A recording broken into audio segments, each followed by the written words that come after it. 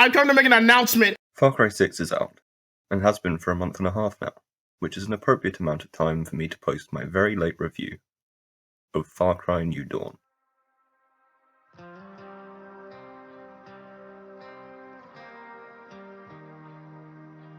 Back in late 2018, when the world was only mostly terrible, and we were blissfully unaware of what was looming on the horizon, I suddenly found some free time and had no desire to do anything useful with it. I created a list that consisted of the 64 games that I was most excited for, and narrowed them down to a few top titles using a knockout tournament. Games such as God of War and Red Dead Redemption 2 rose to the fore, and I promptly forgot that I'd ever shown an interest in... well, exactly. But one of those games, a finalist in the competition, was advertised as an apocalyptic extravaganza full of vibrant colours, cool companions, and that rustic post-nuclear aesthetic. Very chic. It promised a Thunderdome, and weapons hastily crafted from saw blades and other grisly appliances. It was a sequel in a franchise that hadn't really bothered with narrative continuity before, but which now teased the ambitious return of two characters that had intrigued me throughout its predecessor. It was shaping up to be the expansion of an established formula, and a chance to create something truly special in a world that had a lot to offer. Unfortunately, by the time I could finally afford it, the game that I popped out of its case and installed on my Xbox had devolved into Far Cry New Dawn, which you already knew. But back then, a naive, energetic little writer, I had high hopes. Admittedly, I should have tempered my expectations a little. I always knew that New Dawn wasn't going to be a fully fledged dynamic sequel with brilliant storytelling or a particularly interactive world. However, I'd greatly enjoyed previous spin-off Far Cry Primal, and the inclusion of an overarching narrative was an enticing prospect, especially with the return of the ever-interesting Joseph Seed. I wanted to know what had happened to Hope County, and who had survived. I needed to know what had happened to the Deputy, the Far Cry 5 protagonist whose customizability and seeming demise had seen me grow more attached to their plight than with previous characters.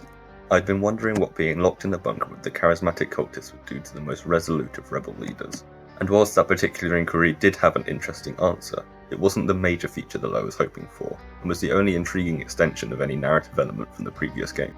What had me excited was that New Dawn appeared to be offering an answer to that question of what if A was also B. It's the question that the Assassin's Creed series has indulged in through its lore and format, finding itself set in both Victorian London and ancient Egypt, alongside the science fiction of its present-day storyline. What if Master Chief fought the necromorphs of Dead Space? What if you took the wildly mobile combat of Far Cry and stuck it in a nuclear wasteland? Alas, the creative ambition of melding the two gave way to a half-baked game that never seemed to get off the ground. The Mad Max-style arena hosted only one lackluster mission, and any notion of modifying vehicles or weapons was reduced to some uninspired skins. Metro Exodus released on the same day, delivering customizable weapons that players could transform and which felt appropriate to the series in its homemade mechanical style. Meanwhile, New Dawn's saw launcher was the only weapon that lived up to its potential. There was the opportunity for a smorgasbord of cartoonish killing machines, but the arsenal we ended up with couldn't surpass the shovel launcher of the game's predecessor. Emblematic of its many problems, there was no depth to one of its best qualities, which is extremely limiting for players seeking a chaotic open-world experience. You have to tread a certain line, play a certain way, to uncover the best that the entry has to offer. So why bother? If, like Blood Dragon and Primal, it had fully embraced its aesthetic, we could have had some crazy, unique fun in a world where every shooter follows the standardized style of Call of Duty's golden years. Instead, we got DLC. The shallow nature of New Dawn's greatest successes is perhaps best demonstrated by the mystery of the Deputy's whereabouts, which was genuinely captivating and bizarrely emotional, drawn out just well enough that if you weren't paying attention to the conversations in the background, or the notes that you find, you might never have noticed. That just makes it all the more rewarding when you finally discover the truth, and in that moment of realization, it seems as though one weight is lifted, and another, far heavier burden is acquired.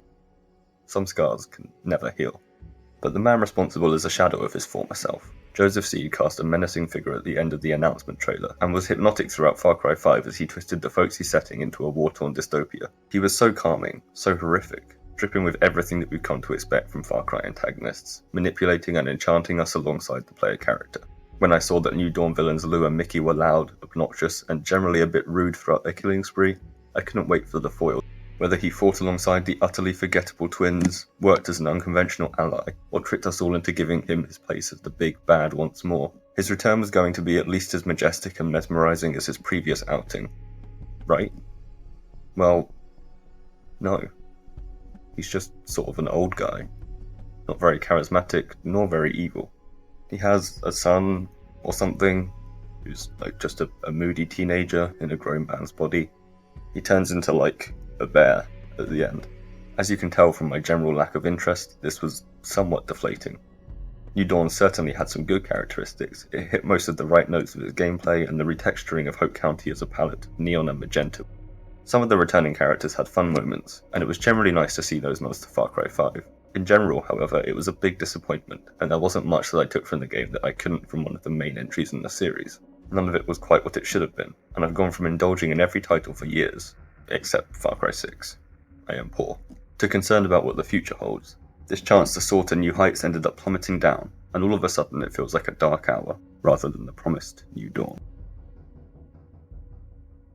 I really hate that ending, but I refuse to change it. What I don't hate is you. Probably.